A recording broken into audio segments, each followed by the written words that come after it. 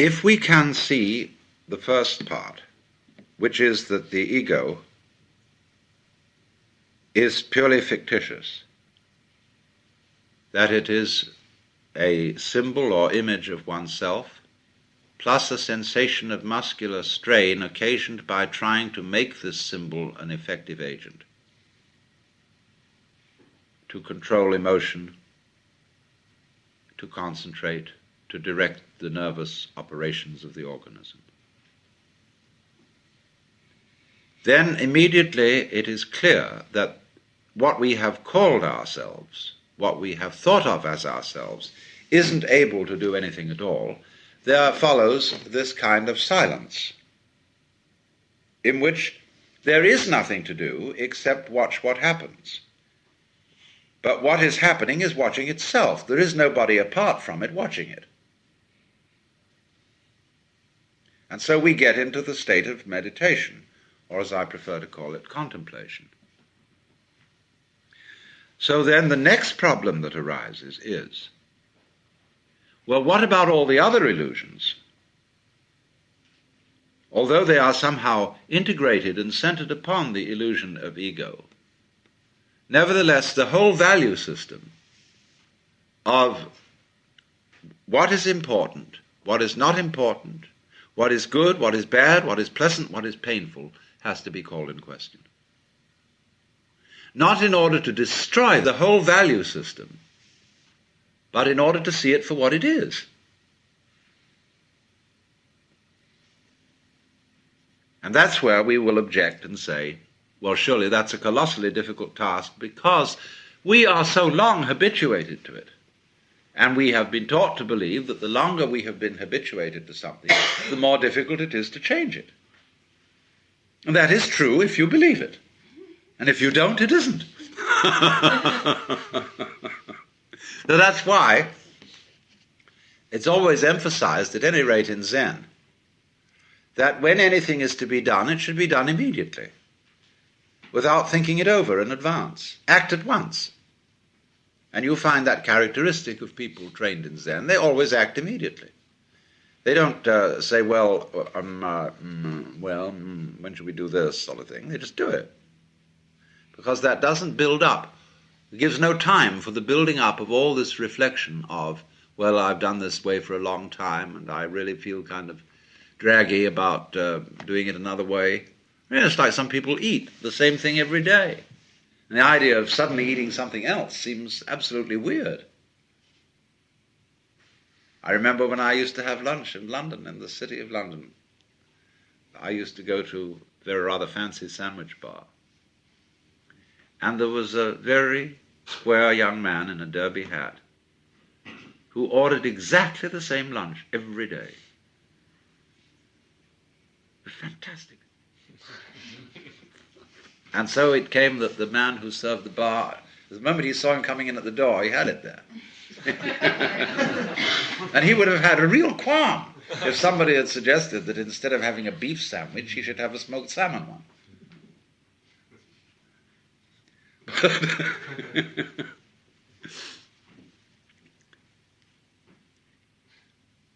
Now then, we get to this.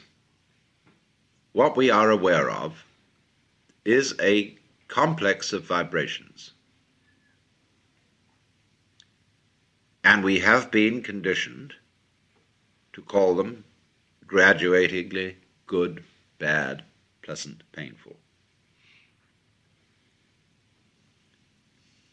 Whereas, as a matter of fact, they are nothing but vibrations. And if you look at any one of them by itself, you won't know where it is. That is to say, if you only know red, you can't see that it's red. You can only know that this is red by contrast with yellow and green and blue and violet. So you don't know that a sound is loud unless you know soft sounds, or you don't know that it's soft unless you know loud.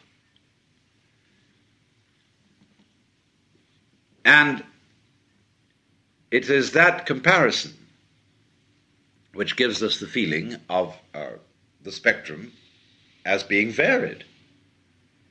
Otherwise we wouldn't know. For example, when you watch television, you are actually seeing a single moving point moving over the screen. But it goes so fast that you see it in all these different places having different values of light. But let us supposing there was someone whose retina was not retentive in this way. He would look at the screen and see the moving point of light and say to human beings, I don't see what you see in this.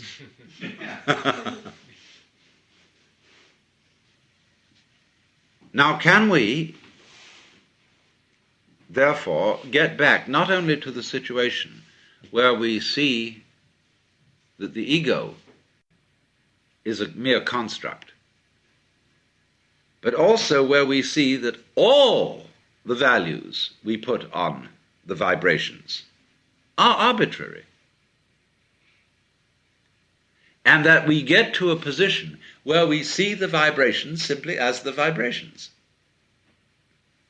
And we would say then, well, surely all this is nonsense, which is correct.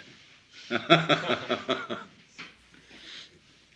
universe, is a kind of ba-doo-dee-da, ba-doo-dee-da, ba-doo-dee-da, ba-doo-dee-da, ba-doo-dee-da, going on in this fantastic way.